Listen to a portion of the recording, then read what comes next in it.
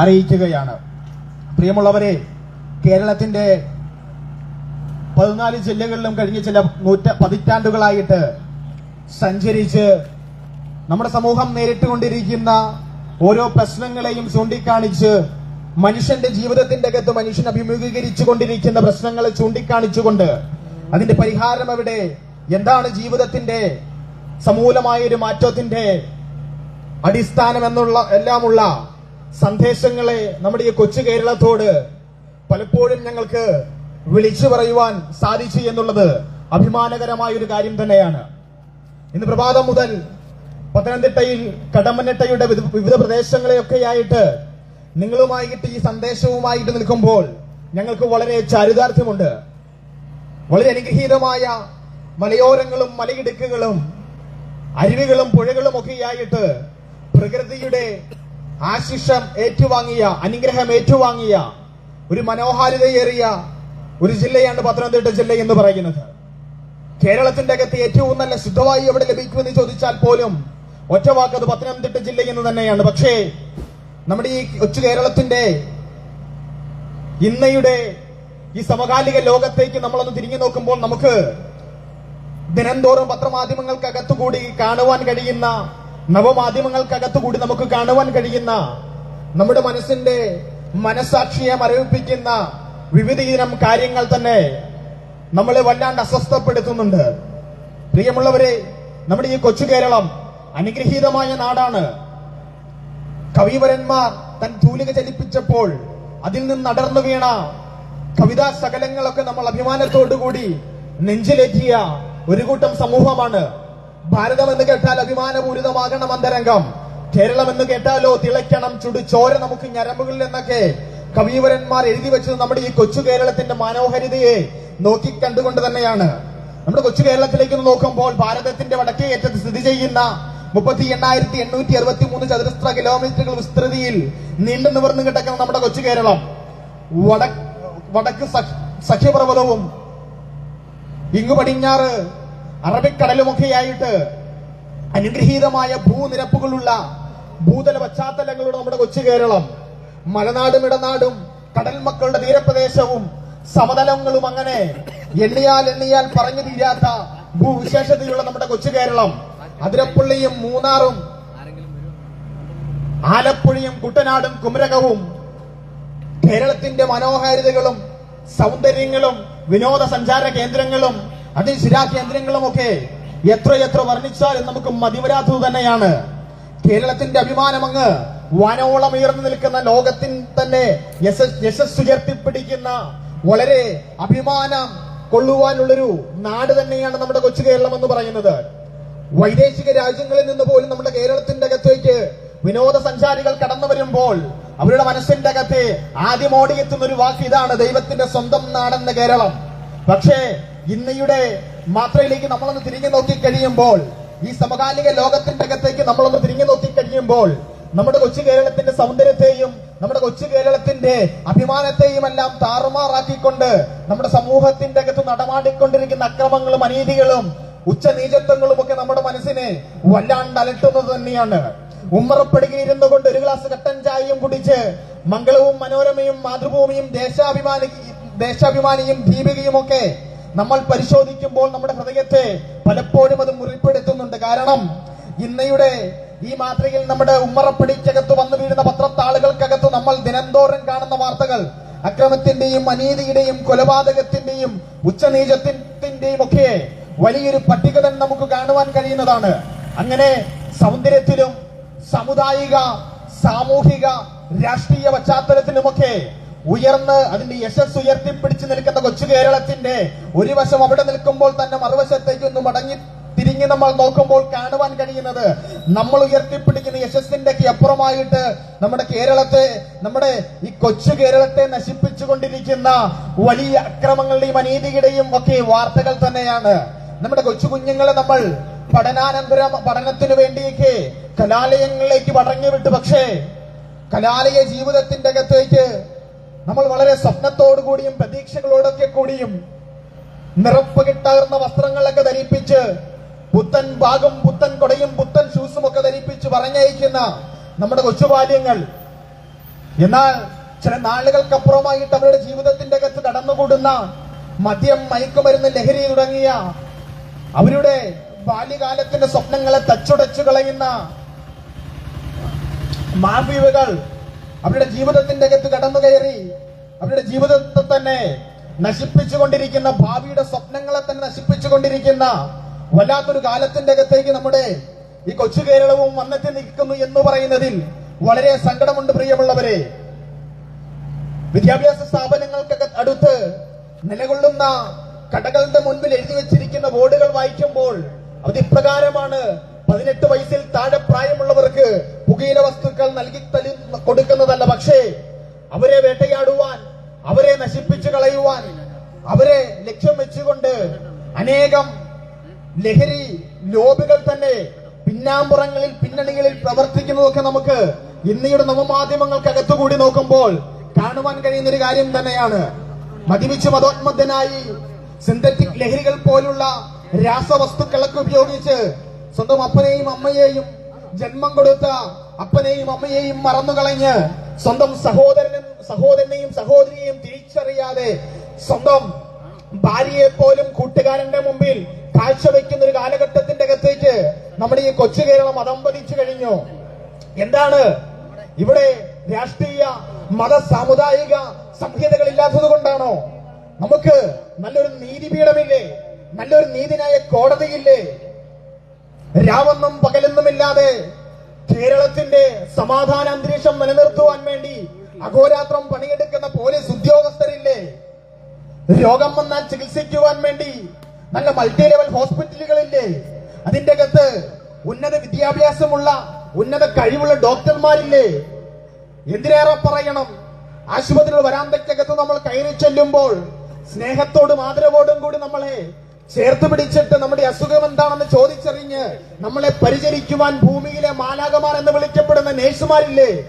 ഇങ്ങനെ നമ്മുടെ പിന്നാമ്പുറങ്ങളിൽ ഭരണാധികാരികളും ഈ സമൂഹത്തിന്റെ നിയമങ്ങൾ സംരക്ഷണം ചെയ്യേണ്ടവരുമൊക്കെയായിട്ട് അനവധി സമൂഹ വൃന്ദം പിന്നാമ്പുറങ്ങളിൽ നിൽക്കുമ്പോഴും എന്തുകൊണ്ട് നമ്മുടെ ഈ കൊച്ചു കേരളത്തിന്റെ അകത്ത് ഇത്രമാത്രം അനീതിയും അക്രമങ്ങളും ഉച്ചനീചത്വങ്ങളുമൊക്കെ നടമാടിക്കൊണ്ടിരിക്കുന്നു എന്ന ചോദ്യത്തിന്റെ പിന്നിൽ ഒറ്റ ഉത്തരവേ ഉള്ളൂ പ്രിയമുള്ളവരെ.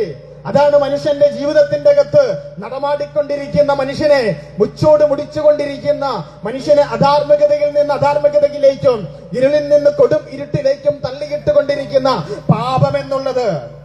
അതെ, നമ്മുടെ ജീവിതത്തിന്റെ അകത്ത് ചെയ്യുവാൻ ആഗ്രഹിക്കാത്ത, പ്രവർത്തിക്കുവാൻ ഇച്ഛിക്കാത്ത പ്രവർത്തികളെ നമ്മെ കൊണ്ട് ചെയ്യിപ്പിക്കുന്ന വസ്തുതയ്ക്ക് വിളിക്കുന്ന പേരാണ് പാപം എന്ന് പറയുന്നത്.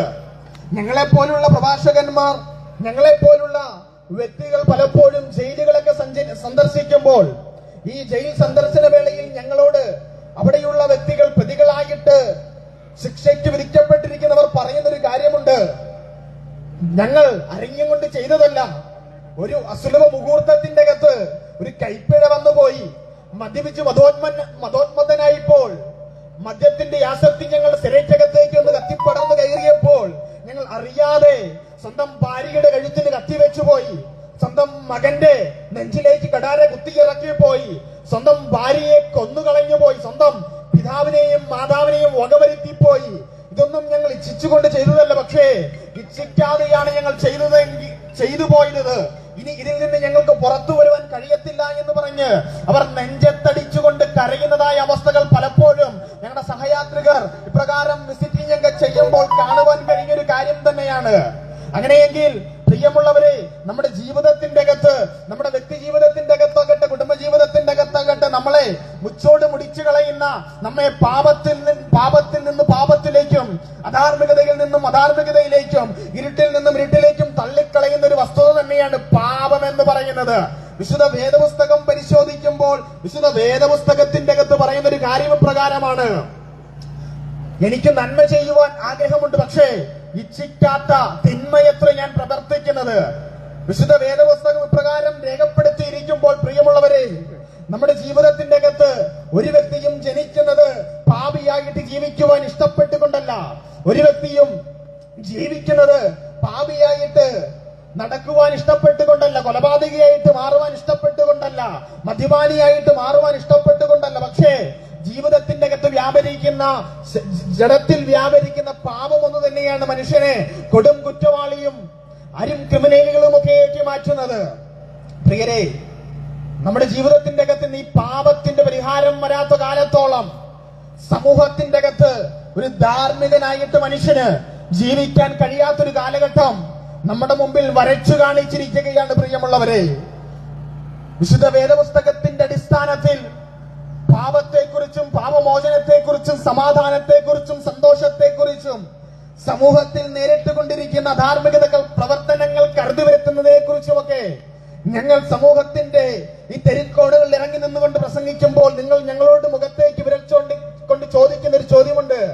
നിങ്ങൾ പ്രസംഗിക്കുന്ന വിശുദ്ധ വേദപുസ്തകം ബൈബിൾ പറയുന്ന ഈ പാപവും പാപമോചനവും യേശുക്രിസ്തുവും ഒക്കെ ഏതെങ്കിലും വ്യക്തിയുടെ കരവിരുതിനാൽ രേഖപ്പെടുത്തി ഏതെങ്കിലും ആശയങ്ങളും പ്രത്യാശാസ്ത്രങ്ങളും കളിക്കുടുക്ക പോലുള്ള ബാലരമ പോലുള്ള മംഗളങ്ങൾ പോലുള്ള വെറും കഥാപുസ്തകങ്ങളായിട്ട് വെറുതെ അവശേഷിക്കുന്ന ഒരു എഴുത്തുമതി മാത്രമല്ലേ എന്ന് ഒരുപക്ഷെ നിങ്ങൾ ചോദിക്കുവാൻ സാധ്യതയുണ്ട്.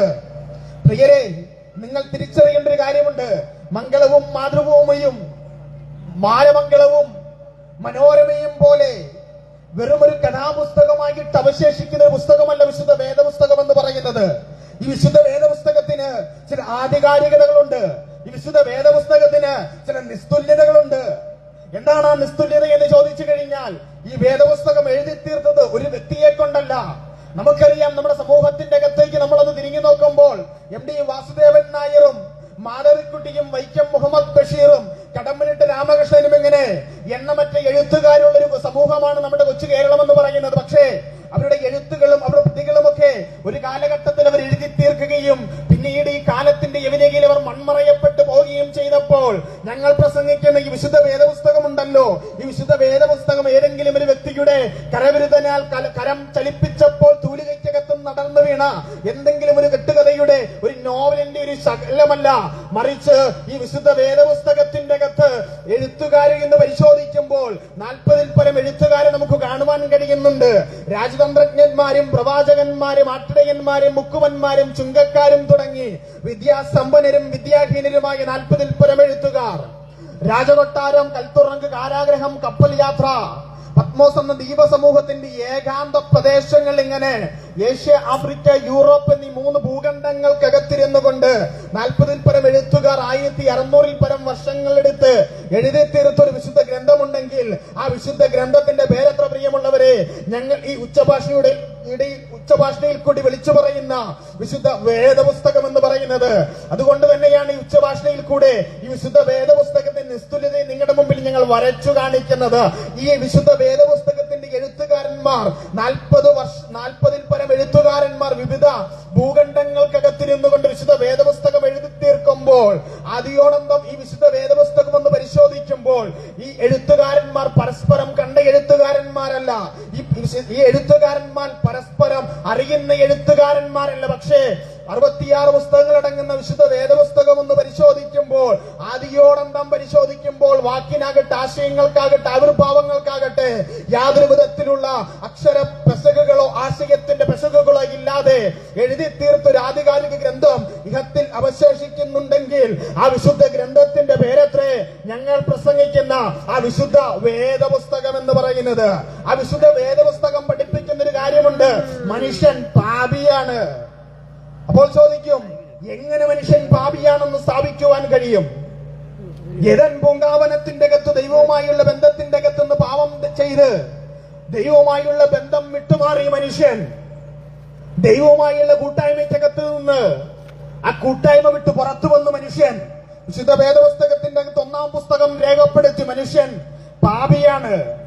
അപ്പോൾ ചോദിക്കും, നിങ്ങൾ പ്രസംഗിക്കുന്ന വിശുദ്ധ വേദപുസ്തകമല്ലേ മനുഷ്യൻ പാപിയാണ് എന്ന് പറയുന്നത് എന്ന് ചോദിച്ചു കഴിഞ്ഞാൽ, പ്രിയമുള്ളവരെ, വിശുദ്ധ വേദപുസ്തകം മാത്രമല്ല സകല മതഗ്രന്ഥങ്ങളും ഒരുപോലെ പറയുന്നൊരു കാര്യം: മനുഷ്യൻ അവൻ പാപിയാണ്. ഹൈന്ദവ സഹോദരങ്ങളോട് ചോദിച്ചാൽ അവർ പറയുന്നൊരു കാര്യമുണ്ട്. അവരുടെ ഗ്രന്ഥങ്ങൾക്കകത്ത് എഴുതി വെച്ചിരിക്കുന്ന കാര്യപ്രകാരമാണ്: അസതോമ സദ്ഗമയ തമസോമ ജ്യോതിർഗമയ മൃത്യോമ അമൃതംഗമയ.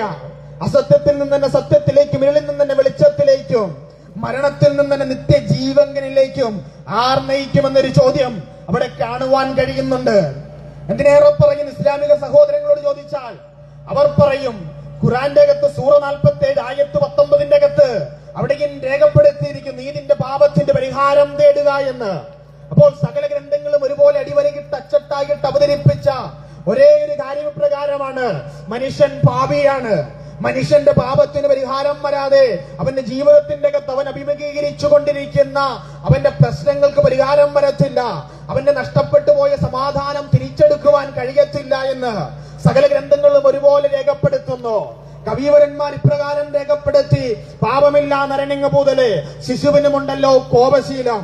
സകല മനുഷ്യരും ഭൂമിയിൽ പിറന്നത്, സകല മനുഷ്യരും ഭൂമിയിൽ ഉടലെടുത്തപ്പോൾ അവന്റെ ജീവിതത്തിന്റെ അകത്ത് അടങ്ങിയിരിക്കുന്ന ഒരു വസ്തുത തന്നെയാണ് പ്രിയമുള്ളവരെ ഈ പാപം എന്ന് പറയുന്നത്. അങ്ങനെ പാപം ചെയ്ത് ദൈവവുമായുള്ള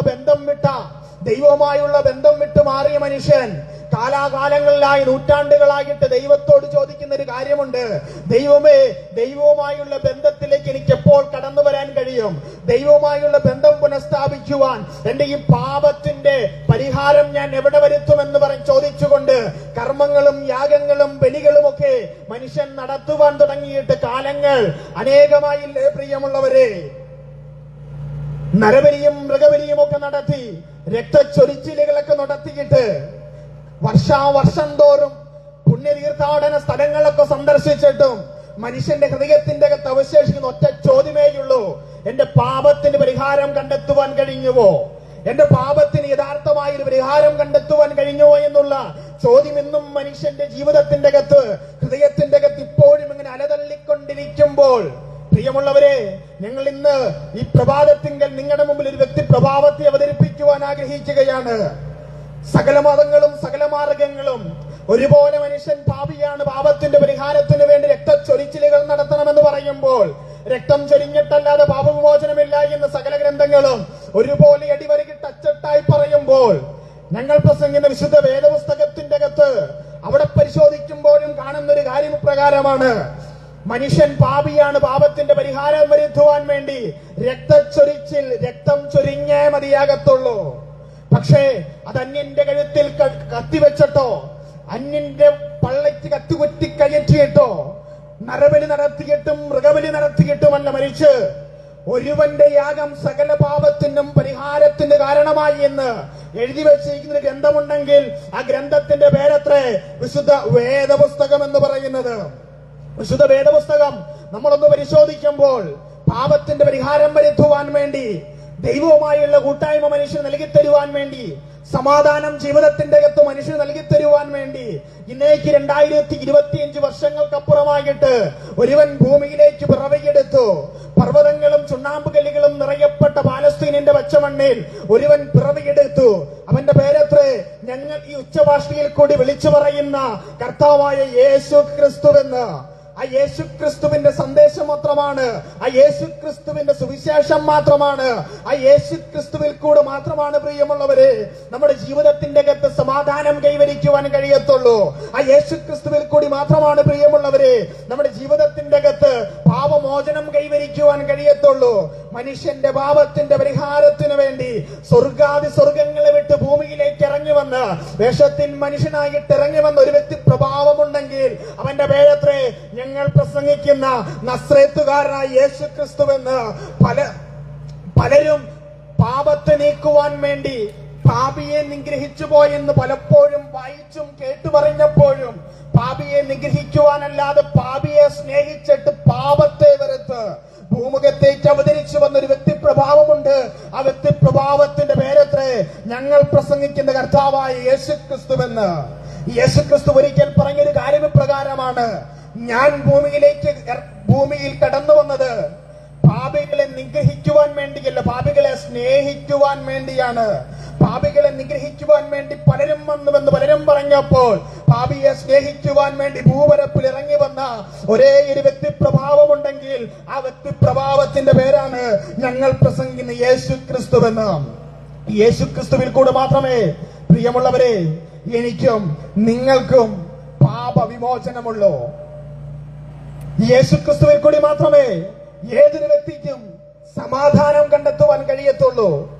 ഒരുപക്ഷെ ഞങ്ങളെ നിങ്ങൾ ശ്രമിച്ചുകൊണ്ടിരിക്കുമ്പോൾ ഒരു പിടി കയറുമെടുത്തിട്ട് ഉത്തരത്തിൽ തൂങ്ങുവാൻ റെഡിയായിക്കൊണ്ടായിരിക്കാം നിൽക്കുന്നത്. അല്ലെങ്കിൽ ഒരു കുപ്പി വിഷത്തിന്റെ അകത്ത് ജീവിതം അവസാനിപ്പിക്കുവാൻ വേണ്ടി ഒരുങ്ങിയായിരിക്കാം താങ്കൾ നിൽക്കുന്നത്. സമാധാനമില്ലാതെ ഭർത്താവിന്റെയും മക്കളുടെയും അവസാനിക്കാത്ത മദ്യപാനം കാരണം, അവസാനിക്കാത്ത ലഹരിയുടെ ഉപയോഗം കാരണം, നശിച്ചുപോയ സമാധാനം കാരണം, ഒരു പിടി കയറിന്റെ അകത്ത് ജീവിതം അവസാനിപ്പിക്കുവാൻ വേണ്ടി ഒരുങ്ങിക്കൊണ്ടായിരിക്കാം ഞങ്ങളുടെ ഈ ശബ്ദം താങ്കൾ കേട്ടുകൊണ്ടിരിക്കുന്നത്. പ്രിയമുള്ളവരെ, ആത്മഹത്യ ഒന്നിനും ഒരു പരിഹാരമല്ല. ജീവിതം അവസാനിപ്പിക്കുന്ന ഒന്നിനും ഒരു പരിഹാരമല്ല. നിങ്ങളുടെ ജീവിതത്തിന്റെ അകത്ത് നഷ്ടപ്പെട്ട സമാധാനത്തെ മടക്കി തരുവാൻ, നിങ്ങളുടെ ജീവിതത്തിന്റെ അകത്ത് നഷ്ടപ്പെട്ട കുടുംബജീവിതത്തെ മടക്കി തരുവാൻ കഴിയുന്ന ഒരേ ഒരു വ്യക്തി പ്രഭാവമുണ്ട്. ആ വ്യക്തിയുടെ പേരാ ഞങ്ങൾ പ്രസംഗിക്കുന്ന യേശുക്രിസ്തുവെന്ന്. പ്രിയരെ, യേശുക്രിസ്തുവിൽ വിശ്വസിക്കുക, എന്നാൽ നീയും നിന്റെ കുടുംബവും രക്ഷ പ്രാപിക്കുമെന്ന് വിശുദ്ധ വേദപുസ്തകത്തിന്റെ അകത്ത് എഴുതി വെച്ചിരിക്കുമ്പോൾ ആ വാക്കൊന്നുകൂടി ഞങ്ങൾ ആവർത്തിച്ചുരുവിടുകയാണ്. പ്രിയമുള്ളവരെ, നശിച്ചുപോയ സമാധാനത്തെ തിരികെ തരുവാൻ, നശിച്ചുപോയ കുടുംബജീവിതത്തെ തിരികെ തരുവാൻ, നശിച്ചുപോയ ജീവിതത്തിന്റെ സമാധാന അന്തരീക്ഷത്തെ തിരികെ തരുവാൻ കഴിയുന്ന ഒരു മാർഗമുണ്ട്. അത് ശ്രീ യേശുക്രിസ്തുവിന്റെ മാർഗമെന്ന് മാത്രമാണ്. ഞങ്ങൾ പ്രസംഗിക്കുന്ന യേശുക്രിസ്തുവിൽ വിശ്വസിച്ച ഏതൊരു വ്യക്തിയുടെയും ജീവിതത്തിന്റെ അകത്ത് പരിവർത്തനം വന്നത് ഞങ്ങളുടെ ജീവിതം കൊണ്ട് ഞങ്ങൾക്ക് മനസ്സിലാകുവാൻ കഴിയുന്ന ഒരു കാര്യം തന്നെയാണ്. വിശുദ്ധ വേദപുസ്തകം ഒന്ന് പരിശോധിക്കുമ്പോൾ ഈ വിശുദ്ധ വേദപുസ്തകത്തിന്റെ അകത്തെ ഒരു ഗ്രന്ഥമുണ്ട്, ഒരു പുസ്തകമുണ്ട്. അപ്പോസ്തല പ്രവർത്തികളാണ് എന്നാണ് അതിന്റെ പേര്. ഇതിന്റെ അകത്ത് ഒരു വ്യക്തിയെ നിങ്ങളുമായി പരിചയപ്പെടുത്തി ഞാൻ എന്റെ വാക്കുകൾക്ക് വിരാമക്കുത്തിടുവാൻ ആഗ്രഹിക്കുകയാണ്. യേശുക്രിസ്തുവിന്റെ അപ്പോസ്തലന്മാർ എന്നറിയപ്പെടുന്ന രണ്ട് വ്യക്തികൾ, അവരുടെ പേരിങ്ങനെയാണ്, പൗലോസ്, ശീലാസ് എന്ന്. ഇവരെ കാരാഗ്രഹത്തിന്റെ അകത്ത് റോമൻ പടയാളികൾ തടവിലാക്കി. രാത്രിയിൽ ഇവർ ഈ യേശുക്രിസ്തുവിനെ ആരാധിക്കുമ്പോൾ അവരുടെ കൈകളിലെ ചങ്ങലകൾ അഴിഞ്ഞുമാറി. കാരാഗ്രഹത്തിന്റെ പ്രമാണിയായവൻ, കാരാഗ്രഹത്തെ കാവൽ ചെയ്യേണ്ടവൻ, ഇവൻ കാരാഗ്രഹത്തിന്റെ അകത്ത് നോക്കുമ്പോൾ ചങ്ങലയറിയപ്പെട്ട പ്രതികളെയാണ് ഇവൻ കാണുന്നത്. ഇവന്റെ കഴുത്തിൽ റോമൻ ഗവൺമെന്റ് തൂക്കുകീറിടേണ്ട സാഹചര്യം കടന്നു വരുമ്പോൾ ഇവൻ ചോദിക്കുന്ന ഒരു കാര്യമുണ്ട്. അകത്തേക്ക് വന്നിട്ട് യേശുവിനെ അനുഗമിക്കുന്ന ഈ അപ്പോസ്തലന്മാരോട് ചോദിക്കുന്ന ഒരു കാര്യമുണ്ട്. അല്ലയോ യജമാനന്മാരെ, ഞാനും നിങ്ങളെ പോലെ രക്ഷ പ്രാപിക്കുവാൻ വേണ്ടി എന്ത് ചെയ്യണമെന്ന ഒറ്റ ചോദ്യം ഉന്നയിക്കുമ്പോൾ യേശുവിന്റെ അനുയായികളായിരുന്നവർ പറയുന്ന ഒരു വാക്യപ്രകാരമാണ്, കർത്താവായ യേശു ക്രിസ്തുവിൽ വിശ്വസിക്കുക, എന്നാൽ നീയും നിന്റെ കുടുംബവും രക്ഷ പ്രാപിക്കും. നോക്കണം, തന്നെ ഏൽപ്പിച്ചിരുന്ന പ്രതികൾ രക്ഷപ്പെട്ടു എന്ന് വിചാരിച്ച് ജീവിതം അവസാനിപ്പിക്കുവാൻ വേണ്ടി ഒരു വാളുമെടുത്തുകൊണ്ട് മരണത്തിനൊരുങ്ങിയ, ആത്മഹത്യക്ക് ഇറങ്ങിയ ഒരു വ്യക്തിയാണ്. പക്ഷേ യേശുവിന്റെ രക്ഷയെ താൻ തിരിച്ചറിയുമ്പോൾ ആ ഭാഗങ്ങൾക്കകത്ത് എഴുതി വെച്ചിരിക്കുന്ന ഇപ്രകാരമാണ്, അവന്റെ വീട് ഒന്നടങ്കം ആനന്ദിച്ചു എന്ന്. യേശു ക്രിസ്തുവിന്റെ കർത്താവും രക്ഷിതാവുമായിട്ട് സ്വീകരിച്ച ഒരു വ്യക്തിയുടെ കുടുംബത്തിന്റെ അകത്ത് സമാധാനം കടന്നുവെന്നുവെന്ന് ആ വിശുദ്ധ ഗ്രന്ഥത്തിന്റെ അകത്ത് എഴുതി വെച്ചിരിക്കുമ്പോൾ ആ വിശുദ്ധ ഗ്രന്ഥത്തെ അടിസ്ഥാനപ്പെടുത്തി ഞങ്ങൾ അരക്കെട്ടിട്ടുറപ്പിച്ചുകൊണ്ട് പറയുകയാണ്, നശിച്ചുപോയ സമാധാനത്തെ തിരിച്ചെടുക്കുവാൻ ആത്മഹത്യയുടെ വക്കിൽ നിൽക്കുന്ന ഏതൊരു വ്യക്തി ജീവിതത്തെയും നല്ല ജീവിതത്തിന്റെ അകത്തേക്ക് മടക്കിക്കൊണ്ടുവന്ന് അവനെ സമൂഹത്തിന്റെ അകത്ത് മാന്യനാക്കി തീർക്കുവാൻ കഴിയുന്ന ഒരു സന്ദേശമുണ്ട്. ആ സന്ദേശത്തിന്റെ പേരത്രേ ഞങ്ങൾ ഈ തെരിക്കോണുകളിൽ ഉയർത്തിക്കാണിക്കുന്ന ഈ സുവിശേഷം എന്ന് പറയുന്നത്. അതുകൊണ്ടാണ് പ്രിയമുള്ളവരെ ഞങ്ങൾ പറഞ്ഞത്, യേശുക്രിസ്തുവിൽ കൂടിയേ താങ്കൾക്ക് സമാധാനം കണ്ടെത്തുവാൻ കഴിയത്തുള്ളൂ. യേശുക്രിസ്തുവിൽ കൂടിയേ താങ്കൾക്ക് പാപവിമോചനം കണ്ടെത്തുവാൻ കഴിയത്തുള്ളൂ. ഒരുപക്ഷെ താങ്കൾ ചോദിച്ചേക്കാം, യേശുക്രിസ്തുവിൽ കൂടി എങ്ങനെ ഞങ്ങൾക്ക് പാപമോചനം കരയറ്റുവാൻ കഴിയും? ഞങ്ങൾ വിശ്വസിക്കുന്നു, കർമ്മങ്ങളും ബലികളും യാഗങ്ങളും പുണ്യ തീർത്ഥാടനങ്ങളുമൊക്കെ ഞങ്ങൾക്ക് പാപത്തിന്റെ പരിഹാരം വരുത്തുമെന്ന് ഞങ്ങൾ വിശ്വസിക്കുന്നു എന്ന് ഒരുപറ്റം ജനസമൂഹം ഞങ്ങളുടെ മുഖത്തേക്ക് വിരൽ ചൂണ്ടിക്കൊണ്ട് പറയുമ്പോൾ ഞങ്ങൾ ആധികാരികതയോടെ വിളിച്ചു പറയാം, ഒരുവന്റെ കാൽവരിയുടെ ഗിരിമുകളിലെ മരണം, ഒരുവന്റെ കാൽവരിയിലെ ഗിരിമുകളിലെ യാഗം, അത് സകല മാനവ രാശിയുടെയും പാപത്തിന്റെ വിമോചനത്തിന് വേണ്ടിയായിരുന്നു. അപ്പോൾ നിങ്ങളുടെ ഹൃദയത്തിന്റെ അകത്ത് ഉൾത്തിരിയുന്ന ആശങ്ക എന്താണെന്ന് എനിക്ക് തിരിച്ചറിയാം. എങ്ങനെ ഒരുവന്റെ മരണം സകല പാപത്തിന്റെയും പരിഹാരത്തിന് കാരണമായി? ഞാൻ ചെയ്യുന്ന പാപത്തിനു വേണ്ടി, ഞാൻ ചെയ്യുന്ന പ്രവൃത്തിക്ക് വേണ്ടി ഞാൻ യാഗം കഴിക്കണ്ടേ, ഞാൻ കർമ്മം ചെയ്യണ്ടേ എന്ന് ചോദിക്കുമ്പോൾ ഒറ്റ ഉദാഹരണത്തിലൂടേത് നിങ്ങളുടെ മുമ്പിൽ അവതരിപ്പിച്ച് ഞാൻ എന്റെ വാക്കുകൾക്ക് വിരാമം കുറിക്കുവാൻ ആഗ്രഹിക്കുകയാണ്. ഒരു കുടുംബത്തിന്റെ അകത്ത് രണ്ട് വ്യക്തികൾ, രണ്ട് സഹോദരന്മാർ ഒരുമിച്ച് പഠിച്ചു, ഒരുമിച്ചുണ്ടു, ഒരുമിച്ചുറങ്ങി. ഒരുവൻ വളർന്നു വലുതായി, അവൻ നല്ലൊരു കോളേജിൽ പഠിച്ച് LLB എടുത്ത് നല്ലൊരു കോടതിയിൽ അവൻ ജഡ്ജിയായിട്ടിരിക്കുകയാണ്. മറ്റൊരു സഹോദരൻ, അവൻ സമൂഹത്തിന്റെ അകത്ത് അധാർമികനായി വളർന്ന് അവൻ സമൂഹത്തിൽ തിന്മ ചെയ്ത് കൊലപാതകയായിട്ട് അവനിങ്ങനെ വളർന്നു വന്ന് അവസാനം ഈ കോടതിക്കകത്ത് തന്റെ സഹോദരനായ ജഡ്ജിയുടെ അടുക്കൽ തന്റെ സഹോദരനെ കൊണ്ട് കുറ്റം വിധിക്കുവാൻ വേണ്ടി നിർത്തിയിരിക്കുകയാണ്. നീതിമാനായ ആ ജഡ്ജി താൻ ന്യായത്തോടുകൂടി ശിക്ഷാവിധി കൽപ്പിച്ചു. ഇവൻ കൊലപാതകയാണ്, ഇവൻ ദുരാഭിമാന കൊല ചെയ്തവനാണ്, ഇവൻ ശിക്ഷാവിധിക്ക് അർഹനാണ്, ഇവൻ തൂക്കുകയറിന് അർഹനാണ്. ഇവനെ തൂക്കിലേറ്റുവാൻ വേണ്ടി വിധിച്ച് കാരാഗ്രഹത്തിന്റെ അകത്തേക്ക് ജഡ്ജി വിധി കൽപ്പിച്ച് തള്ളപ്പെട്ടു. തന്റെ തൂക്കുകയറിനുള്ള ദിവസങ്ങൾ എടുത്തു വന്നു. ജഡ്ജിയായ തന്റെ സഹോദരൻ തന്റെ പ്രതിയായ സഹോദരനെ കാണുവാൻ വേണ്ടി ജയിലറയ്ക്കുള്ളിലേക്ക് കടന്നു ചെന്ന് തന്റെ അടുക്കൽ ചെന്നിട്ട് നിന്നോട് പറഞ്ഞൊരു കാര്യമുണ്ട്, നിന്റെ വസ്ത്രം ഒരു എനിക്ക് നിങ്ങൾ തരണം, എന്റെ ജഡ്ജിയുടെ വസ്ത്രം നീ ഒന്ന് ധരിക്കണം. അങ്ങനെ ഇരുവരും വസ്ത്രങ്ങൾ കൈമാറ്റം ചെയ്തു. അരും കൊലപാതകിയും നിഷ്ഠൂരനും നികൃഷ്ട ജീവി എന്നൊക്കെ വിശേഷിപ്പിക്കാവുന്ന അപ്രതിക്ക് പകരമായിട്ട് നീതിമാനായ ആ ന്യായാധിപതി തൂക്കിലേക്കപ്പെടുവാൻ വേണ്ടി ആരാച്ചാരുടെ മുമ്പിലേക്ക് കടന്നു പോകുകയാണ്. നിമിഷങ്ങൾക്കുള്ളിൽ തന്റെ കഴുത്തിലൂടെ തൂക്കുകയർ വീണു. ആ ന്യായാധിപതിയായവനെ, നീതിമാനായവനെ, ആ നീതിയോടെ ന്യായം വിധിച്ചവനെ ആ ആരാച്ചാർ തൂക്കിലേറ്റി. പുറത്തിറങ്ങിയ പ്രതിയായവൻ ആ ന്യായാധിപതിയുടെ ജഡ്ജിയുടെ വസ്ത്രവും ധരിച്ചുകൊണ്ട് ഇവൻ പുറത്തു നിന്നിട്ട് ഉറക്കെ വിളിച്ചു പറയുകയാണ്, അയ്യോ ഞാൻ അരിഷ്ട മനുഷ്യൻ, ഞാൻ ചെയ്ത പാപത്തിനു വേണ്ടി പാപമില്ലാത്തവൻ ഒരുത്തൻ അകത്ത് തൂക്കിലേക്കപ്പെട്ടു. അവന് പകരമായിട്ട് അവനെ കൊന്നുവെങ്കിൽ അതുപോലെ എന്നെയും തൂക്കിലേറ്റണമേ എന്ന് പുറത്തു നിന്നിട്ട് ഇവൻ വിളിച്ചു പറഞ്ഞപ്പോൾ അകത്തുള്ള ആ ഭരണാധികാരികൾ പുറത്തു വന്ന് പറഞ്ഞൊരു കാര്യം ഇപ്രകാരമാണ്, നിനക്ക് വേണ്ടി ഒരുവൻ അകത്ത് മരണപ്പെട്ട് കഴിഞ്ഞോ, നീ ഇനി ശിക്ഷയിൽ നിന്ന് വിമുക്തനാണ്, നിനക്ക് പോകാമെന്ന് പറഞ്ഞ് അവനെ പുറത്തയക്കുമ്പോൾ ഇത് തന്നെയാണ് പ്രിയമുള്ളവരെ കാൽവരിയുടെ ഗിരിമുകളിൽ കർത്താവായ യേശു ക്രിസ്തു എനിക്കും നിങ്ങൾക്കും വേണ്ടി ചെയ്തു തന്നത്. പാപിയായ എനിക്ക് വേണ്ടി, പാപിയായ ലോകത്തിനു വേണ്ടി കർത്താവായ യേശു ക്രിസ്തു കാൽവരിയുടെ ഗിരിമുകളിൽ പകരക്കാരനായി മൂന്നാണിമേൽ ക്രൂശിന്മേൽ തകരപ്പെടുകയായിരുന്നു, ക്രൂശിന്മേൽ മരിക്കുകയായിരുന്നു, യാഗമായി മാറുകയായിരുന്നു. ആ ക്രൂശ് മരണം കൊണ്ട് യേശു കർത്താവ് വിളിച്ചു പറയുന്ന കാര്യം പ്രകാരമാണ്, നിനക്ക് പകരക്കാരനായിട്ട് ഞാൻ കാൽവരിയുടെ ഗിരിമുകളിൽ മരിച്ചടക്കപ്പെട്ടു, നീ പാപത്തിൽ നിന്നും മോചനമുള്ളവനാണ്, ഞാൻ എന്നിൽ നീ വിശ്വസിക്കുന്നുവെങ്കിൽ നിനക്ക് പാപമോചനമുണ്ട് എന്ന് പറഞ്ഞ് കാൽവരിയുടെ ഗിരിമുകളിൽ എനിക്ക് വേണ്ടി എന്റെ കർത്താവായ യേശു ക്രിസ്തു യാഗമായി തീർന്നു. ആ യേശു ക്രിസ്തുവിന്റെ പരമയാഗത്താൽ സകല ലോകത്തിനും പാപത്തിന്റെ വിമോചനമുണ്ട്.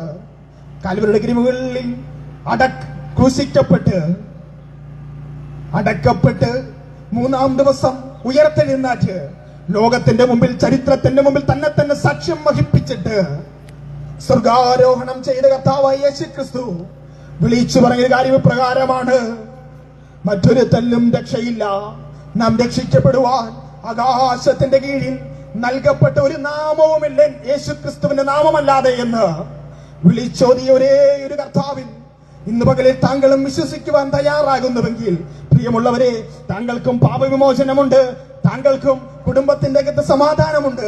നഷ്ടപ്പെട്ട സ്വസ്ഥതകളെ മടക്കി തരുവാൻ ഞങ്ങൾ പ്രസംഗിക്കുന്ന സർവശക്തനായ കർത്താവ് അവൻ ശക്തനാണ് എന്ന് ഒരിക്കൽ കൂടി വിളിച്ചു പറഞ്ഞുകൊണ്ട് ഞാൻ എന്റെ വാക്കുകൾക്ക് വിരാമം കുറിക്കുന്നു. ഇത്രത്തോളം ഞങ്ങളെ ശ്രവിച്ച എല്ലാ പ്രിയ പ്രബുദ്ധ പ്രദേശവാസികൾക്കുമുള്ള സ്നേഹത്തെയും നന്ദിയും അറിയിച്ചുകൊണ്ട് എന്റെ വാക്കുകൾക്ക് വിരാമം കുറിക്കുന്നു. ദൈവം നിങ്ങളെ ധാരാളമായി അനുഗ്രഹിക്കട്ടെ. ഇതുവരെ ഞങ്ങളെ ശ്രമിച്ച ദേശനിവാസികൾക്ക് ഞങ്ങളുടെ നന്ദി അറിയിക്കുന്നു. നിങ്ങളുടെ ജീവിതത്തിൽ അനുഭവിക്കുന്ന ഭാരങ്ങൾക്ക്, പ്രയാസങ്ങൾക്ക് ഉത്തമ മാർഗം കർത്താവായ യേശു ക്രിസ്തുവിലാകിയാൽ ഈ കേട്ട സന്ദേശത്തിന്റെ അടിസ്ഥാനത്തിൽ നിങ്ങളെ തന്നെ സ്വയം ശോധന ചെയ്ത് മനുഷ്യന്റെ ജീവിതത്തിലെ ഏറ്റവും അനുഗ്രഹമായ സമാധാനം ഈ ലോകത്ത് കണ്ടെത്തുവാനും മാത്രമല്ല മരണാനന്തരമുള്ള നിത്യരക്ഷ യേശുക്രിസ്തുവിൽ മാത്രമാകിയാൽ ക്രിസ്തുവേശുവിലൂടെയുള്ള നിത്യരക്ഷ പ്രാപിപ്പാൻ ഈ സുവിശേഷ സന്ദേശം ഈ ദേശത്തിന് ഉതകട്ടെ എന്ന പ്രാർത്ഥനയോടെ ഈ ദേശത്തിന്റെ അനുഗ്രഹത്തിനായി ഒരു വാക്ക് പ്രാർത്ഥിച്ച് ഞങ്ങൾ അടുത്ത സ്ഥലത്തേക്ക് കടന്നു പോകാനായി താല്പര്യപ്പെടുന്നു. അനുഗ്രഹിക്കപ്പെട്ട വചനം സന്തോഷിപ്പാൻ കർത്താവിന്റെ ദാസനെ ദൈവം ഉപയോഗിച്ചുവല്ലോ. ഈ ദേശത്തിനത് അനുഗ്രഹമായി മാറട്ടെ. നമുക്ക് കണ്ണുകളെ അടയ്ക്കാൻ പ്രാർത്ഥിക്കാം. പരിശുദ്ധനായ ഞങ്ങളുടെ നല്ല ദൈവമേ, സ്വർഗീയ പിതാവേ, ഞങ്ങൾക്കൊരുമിച്ച് ഈ ദേശത്ത് കടന്നു വരുവാൻ, മാറ്റമില്ലാത്ത ദൈവത്തിന്റെ വചനത്തെ ഘോഷിപ്പാൻ അവിടുന്ന് സഹായിച്ച കൃപയ്ക്കായി സ്തോത്രം ചെയ്യുന്നു. ജീവിതത്തിന്റെ വിവിധ ഭാരങ്ങളിലായിരിക്കുന്ന ജനത്തോട് കർത്താവ് മനസ്സലിയേണ്ടതിനായി പ്രാർത്ഥിക്കുന്നു. അവരുടെ വേദനകളെ കർത്താവ് മാറ്റണമേ. അവരുടെ ആവശ്യങ്ങളുടെ മേൽ ഇറങ്ങി വരേണ്ടതിനായി പ്രാർത്ഥിക്കുന്നു. ദൈവത്തിലൂടെയുള്ള സമാധാനം ഓരോ ദിവസവും പ്രാപിപ്പാനും നിത്യരക്ഷ പ്രാപിപ്പാനും സ്വർഗം സഹായിക്കേണ്ടതിനായി പ്രാർത്ഥിക്കുന്നു.